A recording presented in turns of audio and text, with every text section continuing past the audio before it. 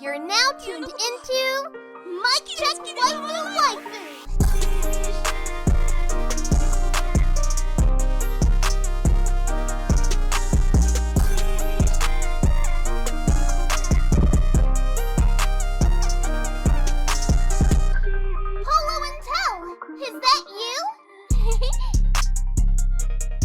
Lawrence, when you said that. Time to get comfortable. Hey, ready? Yeah, let's do it. 3, Be in here. 2. Mic check. Mic check. Waifu. Martel, is that you? Who else could it be? Let's do something great here. This is. Wait, what? This is episode 136 of Mic Check Waifu.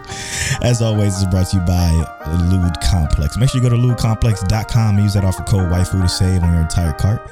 It's also brought to you by don'ttalkshop.com, as well as our Patreon producers. Shout out to our Patreon producers, ABM Brown, Dre, the Go G, Jaleesa, Ked, the Pro, Explicitly, Monique Williams, Nachi. Thank y'all so much for producing this and many other episodes of the podcast. We appreciate y'all so very much. Some of y'all up in the 200s with the support. Holy smokes. Thank y'all so much for supporting the podcast. We love y'all. Thank y'all. This episode of 136 got a lot going for it today. We have a statement correction from last week. We made a statement last week that we didn't quite get right, that we're going to correct today. Shout out to Ked the Pro at Chaotic Culture Podcast. We appreciate you for that. We do also have a few topics to discuss, and it's going to revolve around certain characters and stuff like that. But remember, Mic Check Waifu is brought to you every Tuesday. Make sure if you're listening on Spotify to go rate us 5 stars. If you're listening on Apple Podcasts to rate us 5 stars and leave a nice comment, we'd appreciate that. It'd help us out quite a bit. Whew. Montel D. It's good. What was your episode of the week this week? I would like to say, and don't fight me because I know how y'all like to tussle. Like to fight, like to tussle. Objectively Demon Slayer, right? Mm-hmm. But always. It's a couple of different things though, because like this episode of World's End Harem was really good. Like I like how they took that approach. Yeah. But also we watched My Dress Up Darling. Hey, shout out to Dad Needs to Talk podcast. Shout out to Lobo. And I got some specific feelings about that for real. But we watched 3 episodes of that, so it's hard to say episode of the week with that. But that whole watching this week was just better than I expected. Yes, very much so. So you gonna call it that then for you? My Dress Up Darling? Yeah, we're gonna say that. Objectively though, Demon Slayer. Every week. Objectively every week, Demon Slayer. For me personally, man, it's tough, man. Again, the problem with having such a stacked season of anime, which we didn't think we would have. But I will say, I'm doing it. I'm doing it. Tokyo 24 Forward, again, for me, was really, really, really, really good. Hit some emotional point. Well, you know what I like about Tokyo 24 Forward? What's up? It respects your time. Even if it got a lot to say in one episode, it don't bullshit. And I just love that. An anime that can respect your time. I don't need oversaturation of go here, go there type shit. They just get there sometimes. And that works for me. Them getting there without needing it to be like a whole sequence of events. And sometimes they just use like I don't know, just conversations to lead into the next scene that just flowed so well for me. So I think the way they moved was clean. What I really liked about this episode, and we'll talk about it later, is the misdirection they gave us in the beginning to the actual. They did some great stuff with this episode. It was fire. So yeah, if I had a runner up though, which I don't need, Tokyo 24 was definitely worthy of greatness. And then for my runner-up is Takagi-san is still so good. They're finally starting to progress a little bit further into their situationship, I guess, if you will, lack of a better word. And I like that show a lot. Very, very nice. Very, again, palate cleansing like Land of Liddell. So spoiler talk for this episode will be Demon Slayer, will be Tokyo 24 Forward, and it will be probably Love of Kill. We are absolutely going to spoil those in the second half of the show after our song break. But before we do that, let's talk about My Dress Up Darling Tale. We watched it again. Shout out to Dad Needs to Talk podcast and Lobo on Twitter for telling us to get to it. Lobo's like, yeah, this might be my sleeper of the season. Funny enough, I see it. I get it. We definitely wrote this one off because of when we were previewing the winter season. It was like, to be honest, I thought it was some other type of stuff. I did not think it was going to be what it ended up being.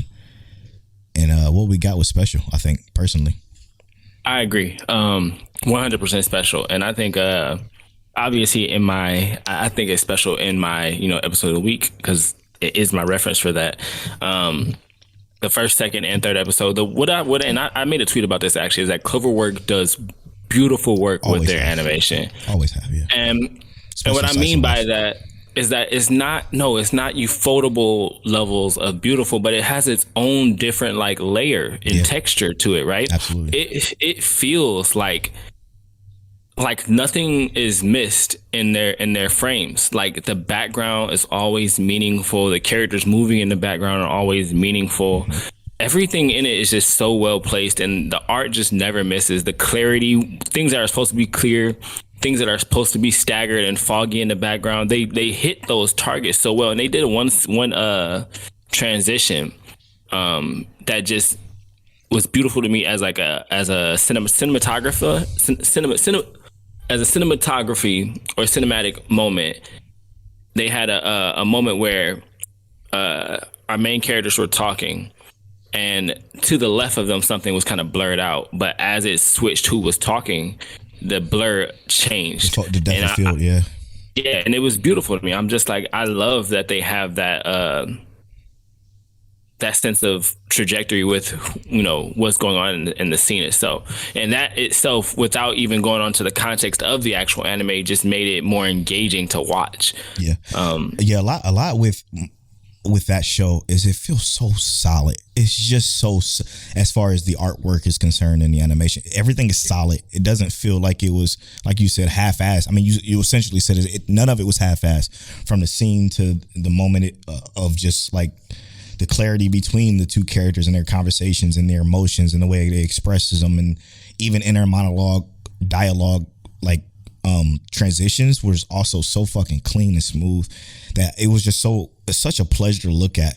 And another thing about it is that it truly kept a smile on my face, and not in the way Land of Liddell does. Like Land of Liddell also keeps a smile on my face because it's just so pleasant, but this did in the way of like, wow, I am thoroughly entertained about what this is about and how this is going to progress, because it offers something that we definitely vibe with, and not in the sense of what the main character he's working on, but just the sense of who the girl is. Who the girl is who we were in high school, and I love that. And even touching on what he is, right? He felt a sense of he felt out of place. He felt isolated. He felt different. Because he had a hobby that no one else necessarily correlated with. And that was the first thing to let us know in the beginning of this anime, is that he is different, right? But then it goes straight from he's different to our female character talking about how she hates people who try and make people feel isolated or weird for having something they genuinely like, and you made fun of it. And then they go on to actually have a fated meeting. I thought 100% that the way that these characters met almost felt like something that I've experienced organically in life. Facts. Like, just, I didn't know other people had this interest because they didn't speak out about it. Right. And then just because we had a similar interest or something that was just close, right? They weren't exactly the same thing, but they had a common ground somewhere that now I know this person who's interested in this thing. Right. And that felt like a resonation with me. It was just such a good thing. And then how these characters talk and relate is also wholesome in some ways, and not so wholesome in other ways. Yeah, very, very interesting. I love the openness between, how she is with her games and how he is just like, yeah, I'm ready to help you however I can because you're so passionate about something that he also seems to admire that of her. Like it's a great show. Really, really great show. I'm glad y'all two, both That Needs to Talk podcast and Lobo recommended that we watch this because this is right up our alley. And I definitely appreciate them for doing that because I'm looking forward to watching more. Like I'm sad I can't binge it all. Like I'm just sad I don't have it all right now. I 100% agree because if I could binge it all, I would have watched it all. Easily been done in a day. Easily. What's funny? It would have been too easy. Yeah, right. What's funny is that I was just talking about this on Twitter. Is like I need to make some sacrifices. This season is too much. And because we have the continuations of a couple of shows from last season trickling into this one, it's too much. Yesterday was my time to watch everything. Was when I had time to watch everything. Mm-hmm. So looking at that, I had to watch 1, 2, 3, 4, 5, 6, 7, 8, 9, 10, 11, 12 episodes before today, which is Sunday, the day we're recording this. 12 shows I had to watch before Sunday. I'm like, yo, this something got to give. So I made a sacrifice. I sacrificed Orient. I didn't watch Orient. We didn't watch Orient. Yeah, we didn't watch Orient this week. And even so, what Polo said to go off of that, I watched 13 episodes of anime. Well, not even 13. That's 13 anime. Yeah, I was about to say because there's more than that. Yeah, 13 anime, but like what? This is 15 episodes of anime I've watched. Which was challenging. It was really, really hard for me to do that all in one day because it literally took from morning to night. And I'm like, yo, I can't do this. I have to make some sacrifices. And Orient is going to have to be one, unfortunately. I'm enjoying it, even though it's as stupid as it is. I'm enjoying it. I feel like I can come back to it later when it's done. Probably, maybe. Mm-hmm. Big maybe. But I just can't watch it. I will tell you one thing, though. Finally watching that Sabuko Bisco. That shit is fire. Just fire.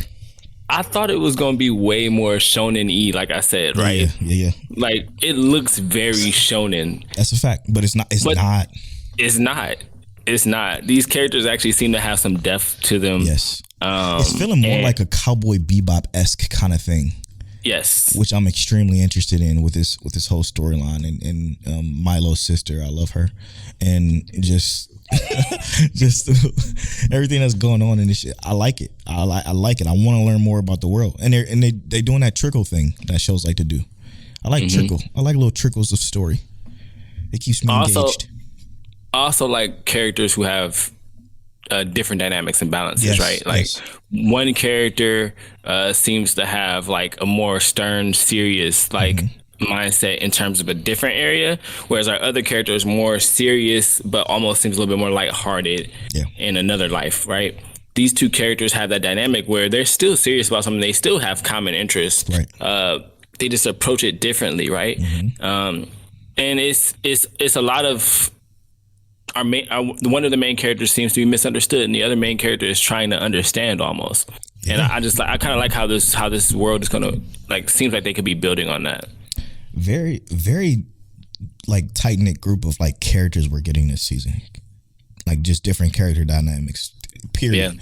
Because again, Land of Liddell again is another palate cleanser, which is your sleeper, which is just so good. Mm-hmm. I like every single character in that show so far. They're so pleasant and palatable that that one keeps a smile on my face. Tokyo 24/4, those three, RGB, extremely likable, also very different in their own ways. But yeah, can we talk about character dynamics? You want to talk about that topic that we had? Yes. All right. First, before you get into yours though, I think mine's a little quicker. I talked about, and shout out to Panda, I was talking to her on Twitter about this, but I think the best character, probably, to be honest, one of probably 4 characters I like in its show in its entirety, and Ranking of Kings, Queen Highland is literally the best character in the show. The best character. And I say bar none. I don't think anybody else comes close to her, personally. And the reason I say this is because what the writers did with her, they gave us the most with her than they did with any other character outside of Boji, obviously. What they did with her character, how they made her come in, how they made her seem, how they wrote her, to then completely flip it on its head when they give us just a little bit more information about who she is, just completely turned her character around for me. And that impact that she had on me as a person to know who she really is, I felt was more impactful than anything else I've seen in the show so far. I love the show in its entirety. It's a great show, but I think she's just the most important character in it. Like, not the most important, just the best, I would say, written character in the show. So I do disagree with Polo for one very specific reason. He said almost more than Boji. They definitely gave us more on her than what we got for Boji. Her everything is explained more, even the details that don't specifically hint at her, right?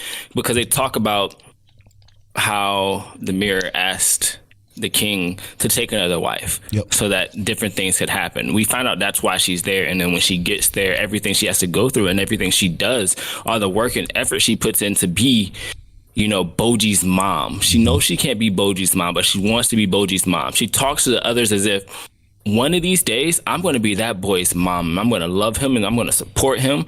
And she has a son, and she doesn't just say, son, you have to be a good brother. Son, you have to be a great king, so that when you and your brother grow up, you take care of him and you give him the world. Oh, and chills, bro. Fucking chills.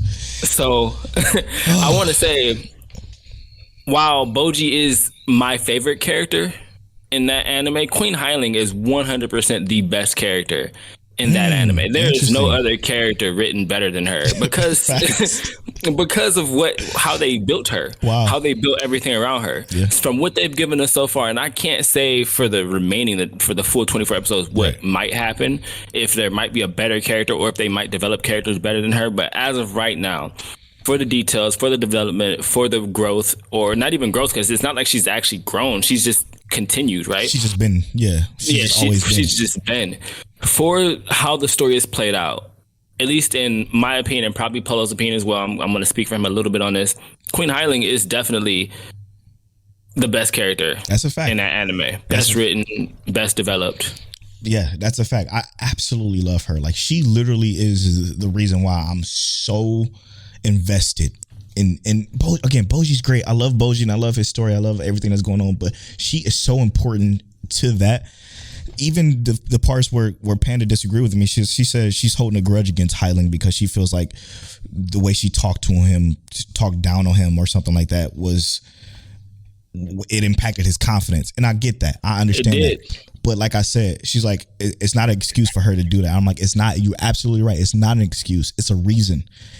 Everything she does has always had a reason behind it. And the reason being is because, yes, unfortunately, because of his disability, which again, we may not agree with, because of his disability, it would be way too hard for him to be a king. So she wants to protect her son, is how she felt in that particular instance. I don't have kids, but looking and watching the show, the way they written her, I completely 120,000% agree with what she was trying to do with making the move she made and how she kind of talked to him. And how they wrote Queen Highling. Absolutely. Boji is her first son.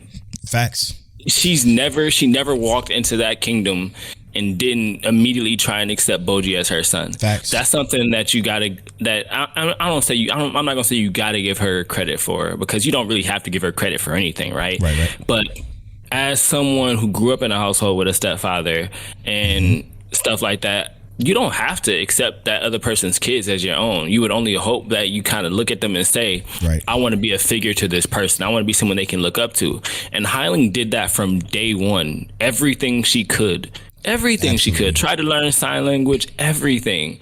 Like, she went behind his back and said, I don't want him to know. Even though he was giving her trouble every single day, was not trying to give her attention, was not trying to do anything for her. Queen Highland was like, I'm going to watch him train. I'm going to try and do magic around him. I'm going to heal the little animals that get hurt, everything like that. I'm going to do whatever he needs so he can trust me. And then when he trusted her, she did everything he could to make sure that trust wasn't just lost. She fostered it. And then, yeah, she did some things that may have been like shady, but let's be real. And I'm not trying to say this is always acceptable, but sometimes parents do things that may seem a little shady because they, in their mind, this is in the best interest of their child. They don't know any other way to protect them. And while Boji has found other ways to be a king and a protector and stuff like that, Queen Highling was doing what she could. Yes. She was doing what she could. Does that mean that it was right? No. But I definitely think that her intentions have always been more honorable than dishonorable. Absolutely. I even said this. I'm like, she said, I don't like the way she treated him. And I'm like, well, if you don't like the way she treated him, you definitely wouldn't like my mom. Like, there's some stuff that my mom said that I would still to this day would never probably say to my kids ever.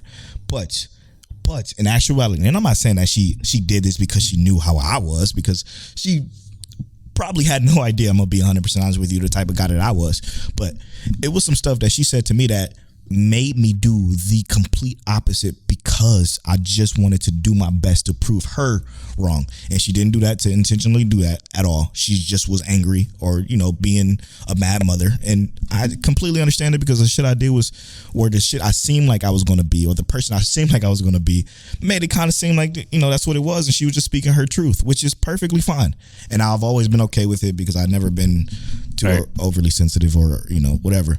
But I just appreciate her efforts and her love, her care, just everything she does, even for her subordinates. She may act tough, put on this tough act, but she doing it for, like she even said in this most recent episode, for the look. It is important to uphold a look.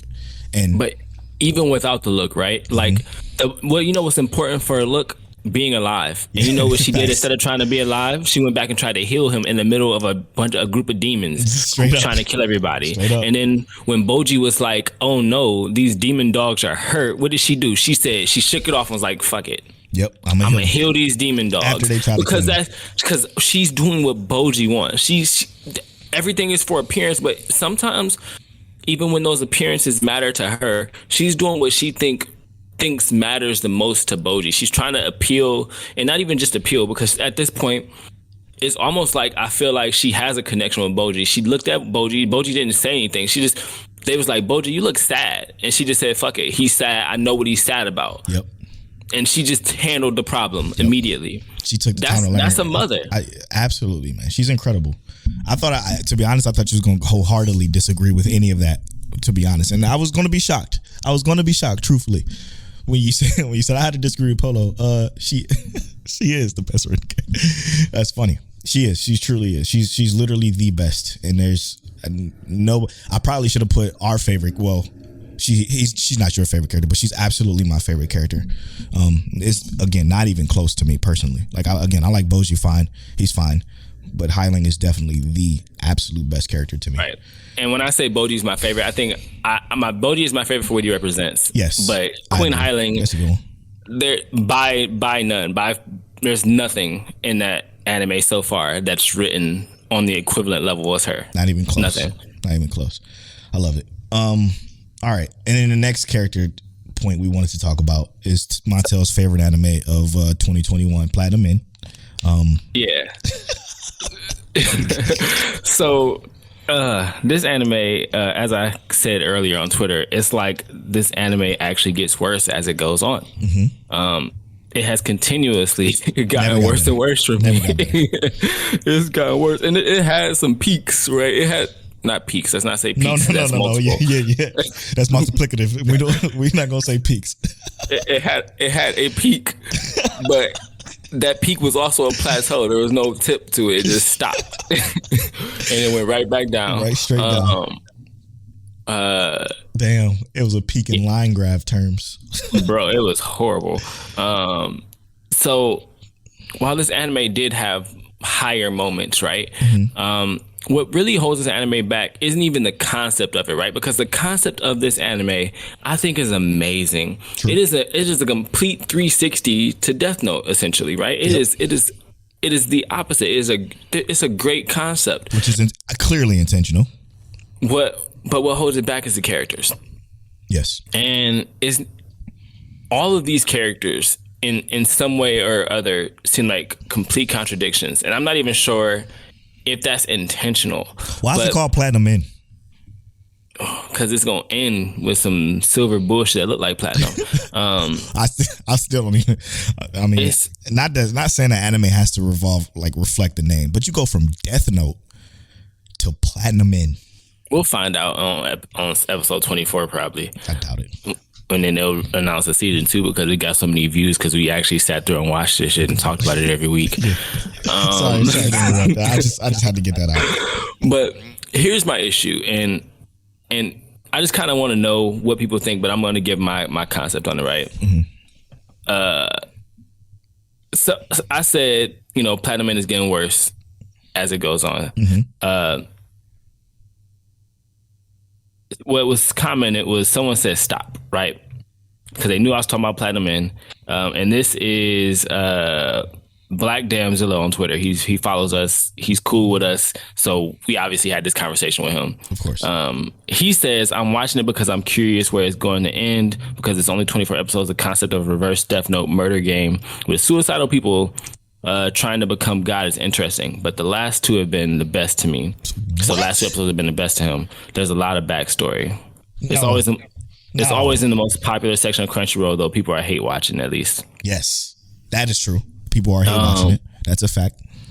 So here's my thing with this, and it's not that like I'm watching it and I'm hating it at the same time because it's just not good. But here's my thing is that when you compare these characters like Light Yagami and characters like Mirai Kakahashi, whatever, I had to first of all, let's just talk about this real quick.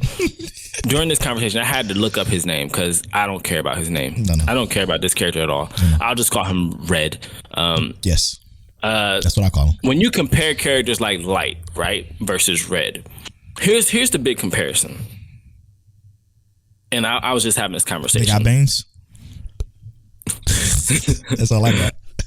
Basically, right? But here's the comparison. Here's what makes these characters so different. In the beginning of Death Note, we see Light Yagami come across a Death Note. First episode, pretty enticing. We don't really know what it is, but we figure it out pretty quickly. Second episode, he comes to the conclusion that he has to use his Death Note to bring upon a better world. He immediately starts to act on it, immediately starts to make a change, immediately starts to evolve into a character who is doing something what he decides is morally good, but he's acted on it. He's not constantly monologuing about not acting on it. He's figured out a plan and he's strategized and done it, right? Yes. He's done it. Then they introduce a counter theory. They introduce an antithesis to Light Yagami and something that is completely battling what he is, right? Do you have the right? The major question of the entire show. Do you have the right? Right. So this is what we're looking at in Death Note. All right, Platinum End. These characters all want to commit suicide. We got that. Our main character, that first episode was enticing. It was great. Enticing. It was very good. I would have watched this first episode. If this anime was as compelling as this first episode, this definitely had great potential, right? Facts. The issue that we have with our main character, and this is just, and I can't even say this is just a personal issue because I feel like this is just overall a character developmental issue. Can I say that there's 15 episodes, 15 episodes down, we're still battling with conflict in a 24 episode show. That's where I'm gonna go with that point. 15 episodes in a 24 episode season show, we're still having internal conflict with moralities about something that's pretty fucking obvious. And here's the morality issue, right? He is immediately conflicted with the idea that he doesn't want to ever kill anyone else. He was okay with killing himself. No, he don't want anybody to die, not just him. Yeah, he don't want anybody to die. He was okay with killing himself. but he don't want anybody to die. I get it. That's fine. We gonna roll with that. But my issue with this is that this character is so conflicted with letting other people die, yet he has no creativity when it comes to saving lives or even subduing the people who are causing death. He has no get up and go, no progress, no steps forward, no evolution. Who the fuck is Red? Who is Mireille? What is he doing? This character is doing absolutely nothing. He's a stagnated character who is not progressing the story. All he does every single episode, since they've gotten to the first battle with Metro Boomin? With Metro Boomin. As soon as they got into that first issue with Metro Boomin, start talking about how we got get rid of him, how they kill him. Every single episode, we got almost 5 to 10 minutes of him saying, "I don't want to hurt anybody. I don't want to kill anybody. I don't want." Okay, then what are you gonna do? I want to remind you, Montel. I want to just remind everybody that listen to Mic Check Waifu. Did y'all forget? Let's go back. I don't know, episode 2, when he decided to kill his aunt, or his aunt decided to kill herself because he said something. Why don't you die or some shit like that, and she killed herself. What how did we go from that to him having one dream about his mother, to this massively drastic, completely coin flip change that still does not feel validated in any way, because you only spent a full maximum of maybe 3 minutes of why he feels nobody needs to die. Okay, it was 5 minutes. It literally was 5 minutes on why he feels like nobody needs to die now because of this dream remembrance of his mother. That is the most we've gotten from this character in 15 episodes in a show that's 24 episodes. 15, bro. That's like we got 9 episodes to try to get all of that wrapped up. Not enough, kid. Not enough. At all. And part of the issue with this is that even though they've switched up with where the trajectory of this might be going right now, right? I'm less interested now, because way more less. Our character all the way to the end has shown no actual resolve. Yes. And even in giving his ally the kind of like the goal he wanted, right? He let his ally kill Metro Boomin. He's not seeing that there's different progress. They keep trying to give us little things that he acknowledged that death was good and something. Like he hasn't acknowledged anything. Nothing. Like he's not changing anything. He literally has watched people die in this battle like several times. Like it's been like 7 deaths right to his face right. Every single time. And probably more than that. And he's also awfully broody, bro. Like your mother talked about happiness. Be fucking happy. All you've been doing for this whole entire time is brooding. I don't know what to do. Like, you don't need to be conflicted for 15 fucking episodes to know that. Like, I don't know where this is going, and I really don't care. More than normal. They definitely could have just told us that this anime is about his inner conflict, and I would have just never watched it. Yeah, facts. After 2 episodes ago, when Metro Boomin said he did this because he accidentally killed his little sister, because he has a little sister complex, that fucking it sent me, because the only interesting part about the show was Metro Boomin and what he was doing this for.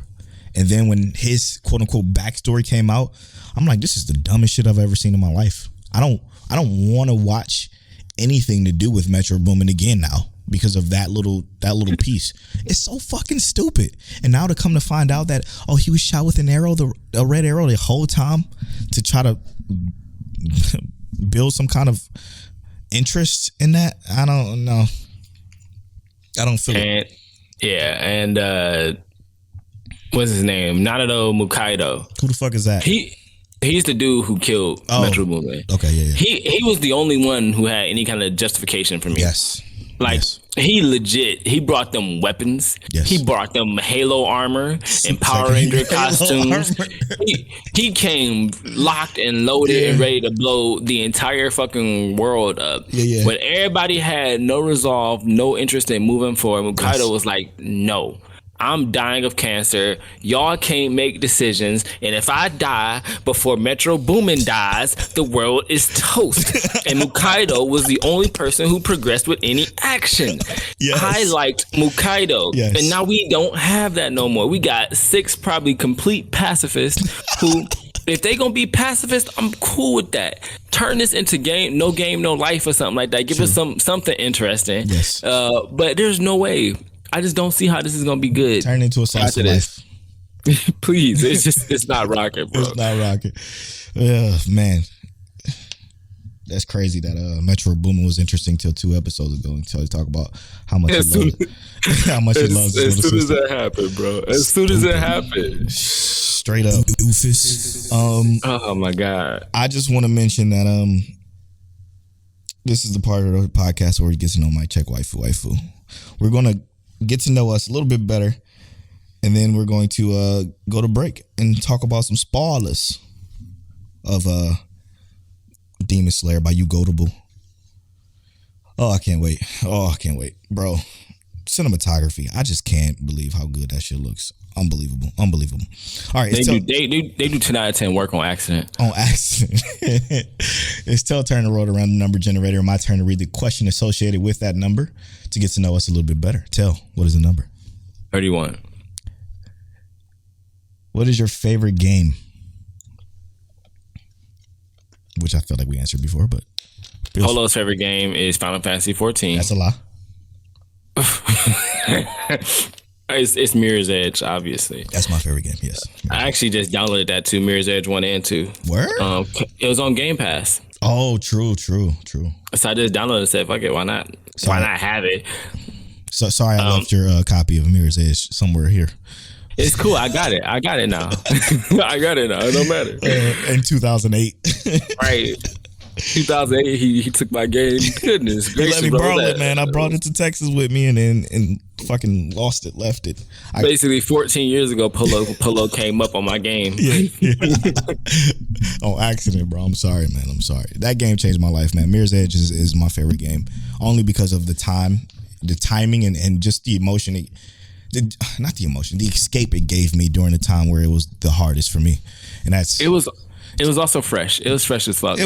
It was definitely fresh. It wasn't that great of a game, to be honest, but it was like Tell said, it was fresh. And like I said, it came around a time where it was 2008. I was down in Texas, at Fort Worth, actually, with my father. And then we learned that my mother had MS. And we didn't know how to handle it. We didn't know what MS was until we all looked it up. Found out what it was, got extremely sad. But Mirror's Edge literally took my mind off of it and just helped me escape that negative feeling. Before I go on to talk about my favorite game, I want to say 2 things. One, I love Polo's mom. yeah. She's great, by the way. She's doing fine. She's perfectly fine. The second thing is I have a very fond memory of someone with MS. My Uncle Fred, my aunt Chris, my aunt Concetta's husband, he taught me how to fold paper planes. And he used to fold the best planes. They would fly like, no exaggeration, like 25 to 50 feet every time. He knew how to do really good paper planes. That's actually skill. And he had MS, and now he's in a wheelchair and he can't do anything by himself right now. And it's sad, but MS is serious. Yes. And just know, when people got MS, show them that same love, because they struggling, man, and they need that love. And some of them, they making it through perfectly fine. Yeah, I've been but blessed. They still don't stress those people. Stress those people. They just need happiness and some love and a little bit of help moving forward. So my favorite games, obviously Kingdom Hearts and Pokemon. If I had to pick between the two, I'm probably gonna say Pokemon, because I've put in literally thousands of hours, and Polo's a hater, even though his favorite game is a Square Enix game. It's Polo done put in 1,400 hours into Final Fantasy 23 before it even came out. That's a different game. This boy a hater, man. I don't like Kingdom Hearts. It's just. While we on our break, y'all go out there and take a second to look at Polo's favorite game and let him hate for free. For free. Just know we love Polo. That's just it. Just is what it is. Yeah, I love y'all, Kingdom Hearts fans. Y'all are funny. All right. Yeah. When we come back, we're gonna talk about some Demon Slayer. Actually, a lot to spoil. Tokyo 24th Ward. And not Platium End, because we just talked about that. So, Love of Kill. That's a fact. Love of Kill. All right. We'll be right back after these.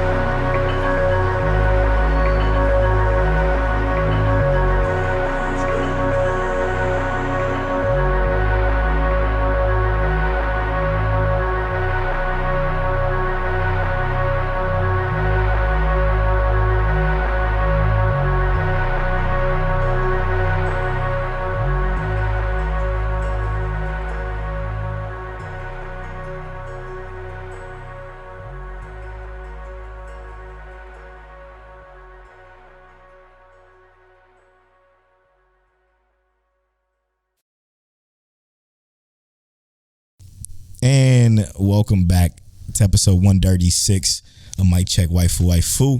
Make sure y'all follow us on Twitter at Mic Check Waifu, at Polo Bornfly, at King Taliano, and also follow us on TikTok. Was it at Mic Check Waifu? At Mic Check Waifu. Follow us on TikTok. Thank y'all so much for supporting the podcast. We appreciate y'all. This is the part of the episode where we're going to spoiler talk. We're going to talk Demon Slayer, Love of Kill. And I always forget one. When I remember one, I always forget the next one. Fuck is it? Love of Kill, Demon Slayer. Okay.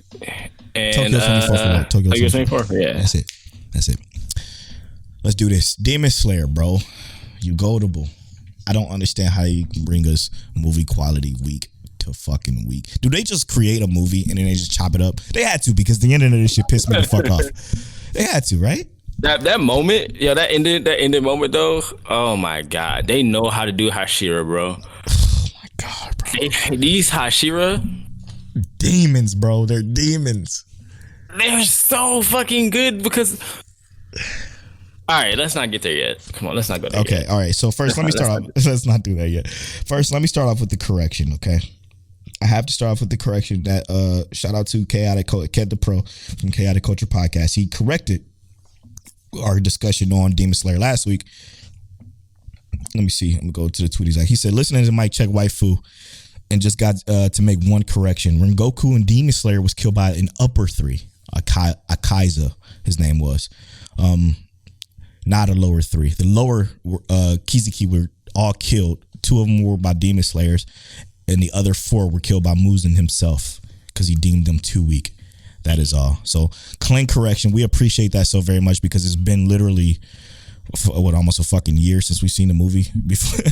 So right. Hard to remember, a lot to remember, and we definitely forgot about that part. He was an upper 3, which makes Rengoku even stronger than what we initially thought, because he was fighting an upper 3 and got his ass smoked, even though he did so much damage. So, putting that into perspective, this upper 6, which is a little bit weaker than what Rengoku had to face, a lot bit weaker by 3 ranks, obviously. It goes to show, and what they did in this episode really well was establish that Rengoku was more powerful than Uzui. Here's my thing, but did they really establish that though? Yeah, because he talked about how he's not strong enough, how he's not like Rengoku, basically. Well, that's not necessarily what I mean. That's not what I mean is that this is an upper 6, right? Mm-hmm. In regards to strength, Rengoku, he did damage to that upper 3, but that upper 3 shrugged it off. Everything. Mm-hmm. Rengoku stood no chance at killing that upper 3, and I feel like they made that like evident and obvious. Clear, yeah. And Azui looks like he could kill this upper 6. He's probably gonna need some help, but he could kill. I think Rengoku would be in the same position as Azui. I think that what this more or less showed was that they are two different sides of like the same concept, right? Mm-hmm. Like equal strength, different processes, maybe. Yeah, but they both had to go through different kind of struggles, right? Mm-hmm. Like where Rengoku, his father was a Hashira, and he had to learn everything himself. Yes. Whereas Azui, he was a shinobi, and he had to learn, how to adapt that lifestyle to where he is now. And these two characters, they had to change their lifestyle and grow differently to kind of accommodate what their goals were. Mm-hmm. So I don't necessarily think Rengoku was stronger. He might have been, because Rengoku was a beast. Damn. He's a monster. Yeah. But I think that was the inspiration behind it, is that Rengoku saw him as an equal, but Azui might have thought that Rengoku was better because of how Rengoku stood or how Rengoku was. Mm-hmm. Azui probably saw Rengoku as like an actual pillar of strength and like encouragement. And flashiness. And flashiness. but Azui is more or less, he might be just trying to portray this flashiness as like a way of bolstering himself up. I just, again, we talked about this last week. I just wholeheartedly enjoy the way they continue on from where they left off. It feels like they cut up a fucking movie. It feels like this was the second movie. They chopped that shit up and they just it was a continuation on, because there's no fucking recaps. There's no There's no filler of any time slots. It's boom, boom, boom, right into the next episode, right into the next episode, right into the next episode. Apparently, according to the episode title of next week, this is the end of the fight. So I'm looking forward to it. But this episode starts off with our boy. They're sizing each other up some more, basically. Okay. Mm-hmm. And then it almost immediately gets active. Like, what the fuck? Yeah. So we basically see Azui sizing up with the demon, the upper six demon, the brother part of it. Yeah, it was. Wasn't it like a flashback or something first? I can't remember. His brothers. Yes, it was his family, because he had said he had 9 siblings or 7 siblings who died. And then when we come out of that flashback conversation, it goes to Azui actually showing some signs of wear, and we find out that the guy's blood, the upper six blood, is poison, and he's been poisoned by it. Obviously, Azui's probably going to die. and the demon tells Azui, "You've been poisoned. And you're not even flinching off it." Azui's talking shit. He's like, first of all, I'm at my peak. I'm at my peak when his poison ran through my blood. What you mean? He said, bro? I'm at the tippity top, and I'm not even halfway up. I'm about to go ahead and show you what this really do. What a demon, man. But what made it even cooler, right, was that, like, so Tanjiro is busy putting Nezuko back in the box. You know, he's kind of reminiscing about that. And he's having those thoughts like, you know, I got to get back and help. I can still fight. I can still breathe. I can do this, right? Mm-hmm. He pulls up, and Zenitsu and he's staying asleep. Inosuke pulled up. Yeah, Zenitsu knocked out, right? I love this shit. Bubble on his nose, you know.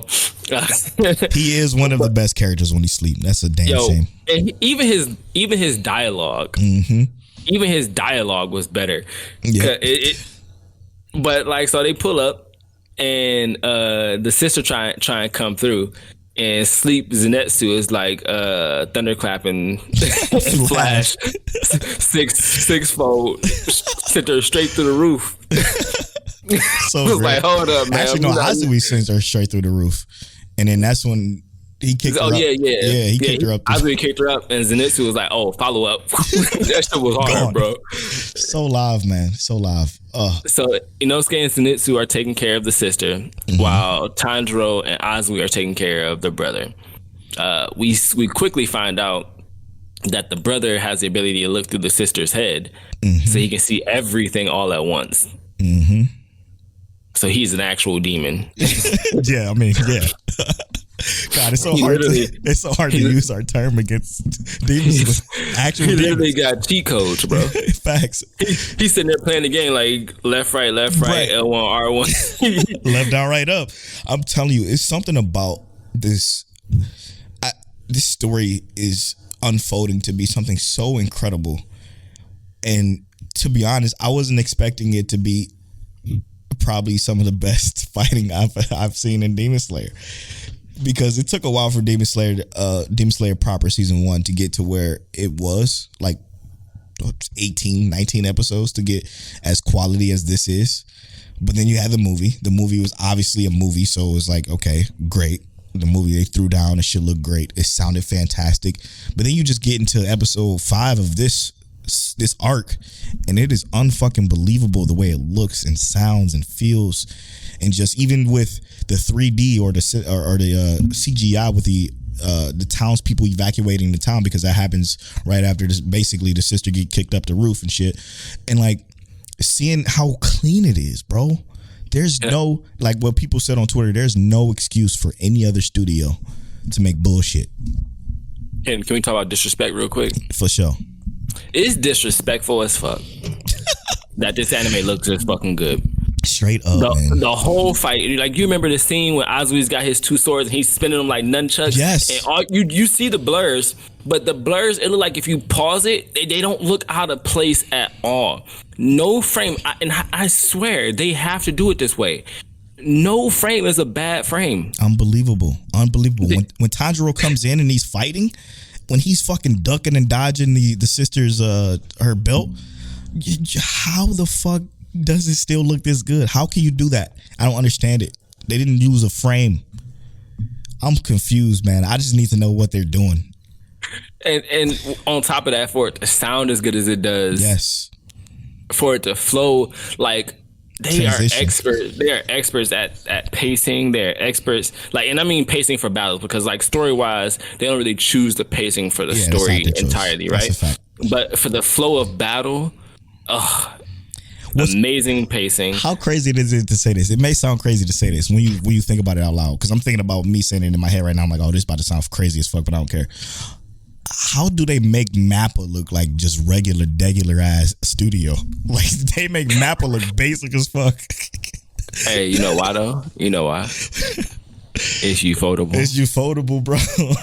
Mappa is great, but they're just like, I'm just thinking about what Mappa does or did in JJK, which is probably some of their best work. Yeah, it doesn't stand up to It doesn't this. stand a chance against any of it. I don't get it, bro. It's crazy. I don't know. I need to know what they're doing. How many people work there? Who work there? I need to research, and that might be a video for a different time. But we need to learn. We need to learn something from this, because it's insane. I'm here to talk about his wives, because during that whole conflict between Tanjiro and Uzui fighting this upper six, his wife, his what looks to be the oldest wife, pulls up with the kunai. She's beautiful, man. She's just so beautiful. She pulls up with the kunai. She shoots it down. Obviously, she knew he was going to dodge every last one of them, but he couldn't dodge all of them. And our boy Uzui makes his move. He dives in on the upper six. We learn that the kunai was obviously laced with the shit that their swords are. Yep. Their swords are made out of, so that he can't regenerate as fast because it was in his neck. Then we find out that they got to make that move, and the move they try to make is cutting his head off, and it pisses me off because that's where it ended. Yep. You know, they couldn't just let us see it. But all right, let's that final closing scene with Azui and Rengoku. Ooh. First of all, Chills again. Rengoku lasted literally one movie. He was not in this series long at all. But he made an impact. Facts. He had such a fucking impact. And I hate to say it, but it looks like Azui's about to be the same. Yep. I'm feeling that way too. The thing is that these characters, like, even if they know how to make an impact, they are written so well to where, like, they almost feel like they affect you in real life. Bro, and do you remember the impact that they gave when they first showed up? Because I don't. It really wasn't one, to be honest, but I think that was intentional. Yeah, but because the moments that they're having right now are in the heat of like adversity. This is what it's supposed to be. This is where they shine, right? Tell them. And they're treating Inosuke, Zenitsu, and Tanjiro not only as like civilians, but as like pupils. And you know, these are the people who are helping them. The difference being though, R3, Tanjiro, Zenitsu, and Inosuke could not help Rengoku. Right. At all. But they are present this time. Mm-hmm. They have ability. It's been 6 months. They've been grinding and training. Yes. To get their skill ups. Growth. Oh. We know that they can actually do something now. And whether it be like they can't do too much, we know that they can do something now. Right. And I love it. I love that they can do that. And I love that these Hashira have relationships that, even though they're fleeting for us, that they seem like they were built upon in the story, right? Mm-hmm. So these fleeting moments for us feel like these characters may have had years together to understand and learn about each other. Yeah. I mean, you think about the way Inosuke, Tanjiro, and Zenitsu are moving together. These Hashira had to have that kind of relationship, and the fact that we can feel that from very limited amount of information that we did receive is just a testament to show how well these characters are written and developed and cared for. I absolutely love it. It's fantastic. I just can't wait to see the others. I want to, like, seeing the way he moved and the way Rengoku moved, it's going to be unbelievable to see the rest. Unfucking believable to see what the others can do, because these fools are demons. They're demons. They're insane. Demons slaying demons. Facts. I loved it. Absolutely great episode again. Easily episode of the week, objectively. Now we got to move on to the next show. We spent so much time on that. Fast for fact. Let's talk about Love of Kill and our other demon. Great anime in general so far. That's a fact. That's a fact. This fucking great. This is my sleeper for these winter season, and I must say it's really good. It's again another fire fucking show. This episode didn't really go too many places, which I appreciated because it's a stark contrast, the opposite contrast of what we had last episode, where it went a lot of places, a lot of different places. This episode takes place when her retrieving that bounty that was also presently wrapped for her, and we but before that we even found out that our guy has a secret admirer apparently, who's found out that he's interested in the woman and takes it upon himself, who seems to be one of his old assassin buddies apparently, to make a move, to move it and groove it at his girl, or his wannabe girl, whatever you want to call her. I don't know what's the correct term for the situation. His love interest. There it is. His love interest. Thank you. His love interest. And it don't go so well for her. She go pick up her present. He pulls up on the RX 590 motorcycle and shit. Try to shoot her out off the road. It don't work because she's actually really smart, a bounty hunter, which we already knew from episode 1 of this show. And it leads to all kinds of hell because the truck is coming through while she can't steer the car because he shot the tires out. Blah blah blah. She fucking falls off the cliff, kills the girl in the back seat, which was so sad. Like, this poor girl. This poor girl's been through enough to just fucking die in the backseat of a car half naked. That's fucked up. Crushed. But she gets basically chased and antagonized by this antagonist that we've come across that seems to be very, very, very antagonistic against our assassin main character guy. Very interested to see where the story goes. It wasn't much in this episode, but there was a lot in this episode. Does that make sense at all? And we did well. Look, one of the things we found out, and I guess we could have already known this, is that obviously, what's his name, Ryangha, or Ryu-san, he can clearly track old girl. He knows how to find her. He got those kind of connections, and when he pulls up, he's trying to remember who this guy is, right? Mm-hmm. Who this person is with this tattoo on his face that pulled up on the girl that he has interest in. And in general, that's just like it leads us to an idea that pretty soon we're going to get some backstory on him. Yeah. Like not that other character, but our main character. Right. We're gonna get backstory on him and who he was tied to. Yeah. And it gives me almost like the concept that this is like his revenge arc, like where he may have been scorned in the mafia or gang previously, like Yakuza or something, and decided, okay, well, I'm gonna fight back now. Right. Yeah. And it goes to what you talked about last week. On 135, where you're just saying, like, it seems like he's not as evil as the world makes him out to be. And I feel like that is correct. I feel like he is actually the victim in this situation, who can actually handle himself. He's the equalizer, if you will, in this particular situation. So he's mad. He's probably going to do some damage to old boy next episode, or it may be a challenge or something like that. I do gotta say, there's one thing about this show that makes me extremely uncomfortable. What's that? What's that? Just guess, because I think you're just about to say it. Is it the fact that the girl ain't completely like taking on to his his approaches? Not what even is close. it? That's the best part of the show, to be honest. It's Jim. Who? Jim. He bugs me. And it's probably because he doesn't have a mouth. Oh, okay. I never thought something so important like a mouth not being drawn on the character will impact me so much, but it makes me quiver. I feel you. It feels just off and wrong and nasty. I don't like it. But besides the point, I absolutely love our main character. She's great. even though she's what did she even talk in this episode? She said like three words. Very few words, and that I do like that she's a woman of a few words. But I love that too.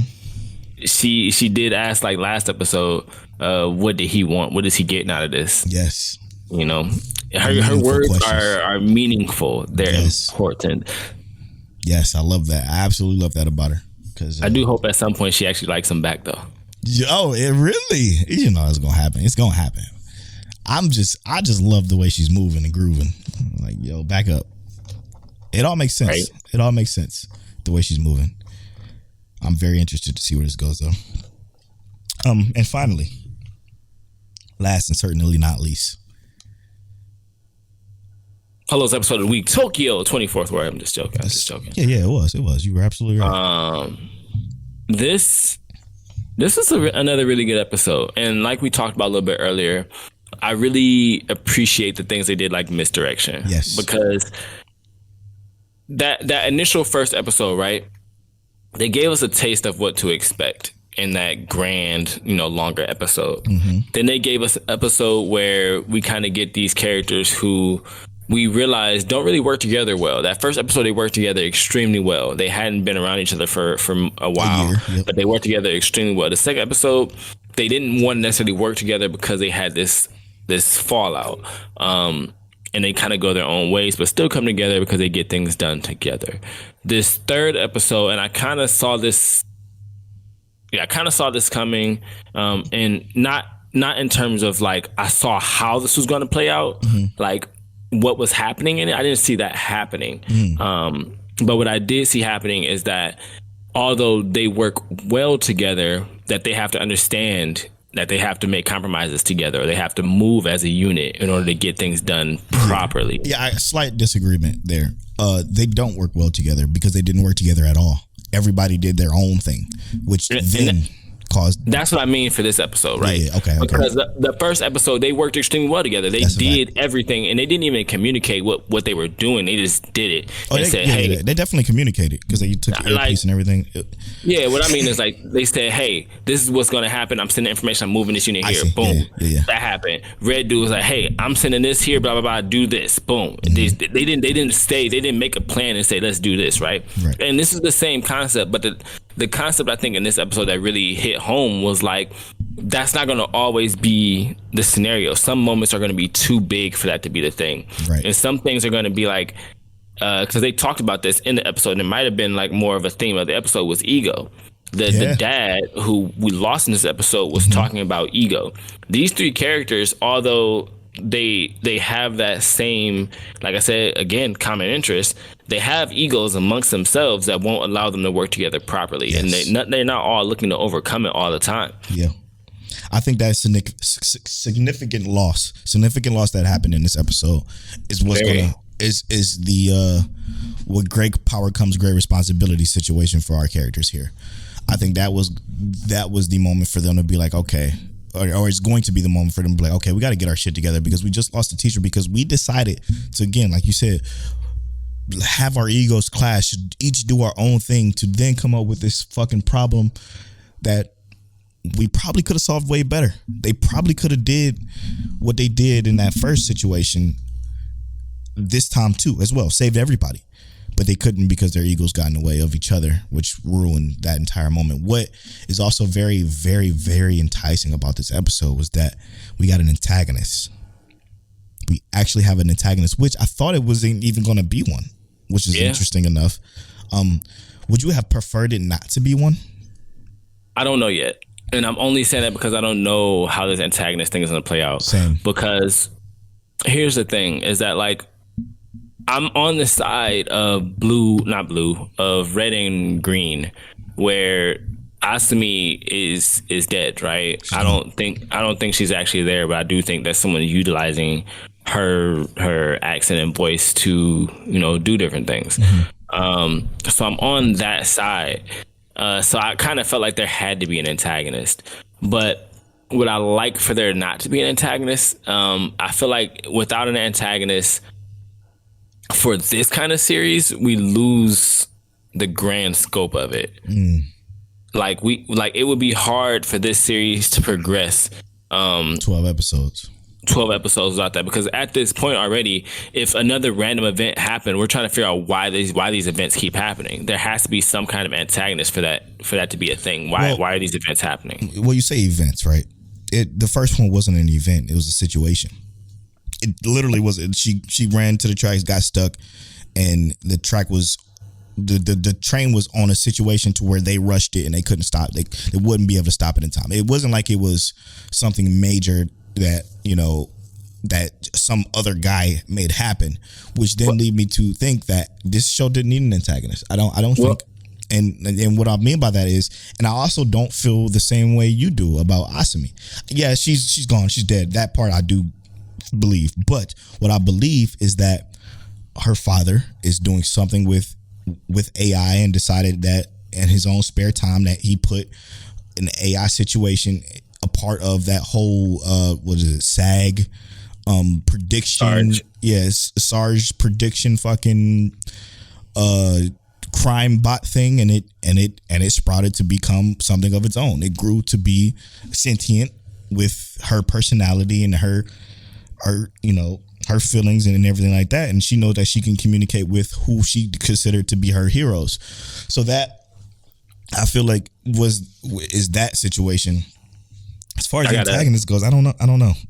I got a couple points here real quick. What's up? One, for episode 1, when the dog heads to the tracks, they show that the dogs are attracted by something. I can't remember exactly what it was, but it wasn't like just the dog just said, "Hey, let's just run to the tracks." The dog was drawn to the tracks by something and that's where I got the idea that antagonist is going to eventually come regardless, right? Okay. So that's why the idea of antagonist was already present in my mind, and I figured it was going to be a thing because that's just how the progress of this is going to go. It wouldn't make much sense to me without an antagonist. I can see how this could go without an antagonist. I just don't think it would stay good without one. I see. That I agree. Now, what you're saying about the dad though? Nah, that shit's on point. That's some good shit. Something going on there. And to be fair, it would probably make more sense. And I would be very surprised if you didn't already read the manga at this point, because you just said some shit that sound like straight manga spoilers.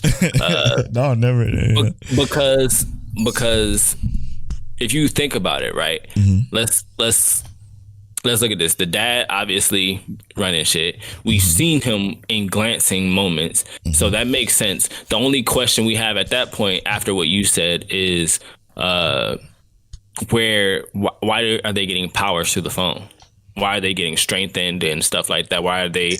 It's because it's a part of that network, right? The network has the capability of literally delivering warnings to people's phones of upcoming catastrophic events, apparently, that they couldn't predict this time. So, I mean, I think that's kind of easy to explain. But I just feel like this is a Terminator kind of situation, a Skynet, if you will, kind of situation with who she is and her, and she's just trying to get her help her heroes, right? Like, she always felt like they were the heroes of this 24th ward. So I don't know. I want to know who this fucking antagonist is. Maybe, hear me out. It may sound crazy again. You may think I've read anything, but I had not read nothing, not another thing. I think the antagonist is also the dad. Yeah, I can see that. I think the dad is trying to help develop this AI. Or Asumi, if you will, because her name is Asumi AI. Whoa. So, like, I think. Hold up. Let's do some math here. Throw some triangles in there. I think that he is literally trying to develop this into something greater, using Asumi, the AI, to help them become something more, so he can create some super soldiers or some shit. I don't know, because they get these powers too, by the way. All right. Listen to this stretch real quick. We ain't stretched far enough. I thought I was stretching. Tokyo 24th Ward, right? The dad is making AI. Asumi. Her name is Asumi. A in the beginning, I at the middle. Sum is a plus. Ooh. Sum it up. Sum is a amount of a whole. So Asumi AI. A plus I. Stop. We are. Hey, Polo just hit it on the head. A plus I. Oh shit! Should I name this episode A plus I? That might be it, bro. That might be it. Yeah, we got some good character conversations. So I gotta do something to evolve around on that. Fuck. Yo, A plus I, bro. That's crazy. What kind of shit? If y'all listen to this far, just know that Polo is not a cult leader and he don't be coming up with random bullshit, but he is a strategist. He be playing checkers when people playing checkers. Man, listen, like this is just where my minds go when I'm watching anime. Like I sometimes there's shows where I don't need to think too deeply, but there's also shows that invoke so much thought, and that's what make them so good for me personally, man. Like between the Hiling thing and even the Platium End conversation we just had, I feel like anime is just in a great spot right now to have such stark differences. Even Attack on Trash. We are finished with this episode, Till. All right, so we just finished talking about Tokyo 24th War and the AI theory. Let's see if Polo's theory is landed true. Also, we watched Love of Kill. Let us know if you're joining in with it. It might stay into our spoiler talk, so let us know what you think. Demon Slayer, episode of the week, obviously, objectively, is just too good. Movie quality every single week and great story. Wow, it's just too much. Get to know Mike Check Waifu. What's your favorite game? Polo's favorite game being Mirror's Edge, and then my favorite game being Pokemon / Kingdom Hearts, but Pokemon really. Let us know what your favorite game is. We also had a character talking about Queen Hiling and how she is the best written character in Ranking of Kings, as well as Platium End and how Red doesn't equal up to Light. He's just not a good character at all. And My Dress Up Darling, come on, man. Number one surprise. It's really good. That's crazy. But yeah, episodes of the week for me, My Dress Up Darling and Tokyo 24th War for Polo. And that's been episode 136 on Mike Check Waifu. I'm at Polo Bornfly on all social media. I'm at King Teliano on all social media. You can follow our social medias at Mike Check Waifu on Twitter and at Mike Check Waifu on TikTok. And as always, Mike Check. My brother said Mike Check Waifu on TikTok though. We on TikTok now? Let's get some videos uploaded. Yes, sir.